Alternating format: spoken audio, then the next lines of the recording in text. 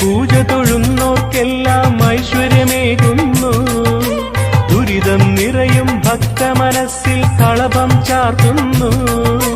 കനിയുക ദേവി ശരണം തരികെന്നാരു വിളിച്ചാലും കരുണാകടലായി അമൃതം പകരും ദേവി തുണയരുൾ.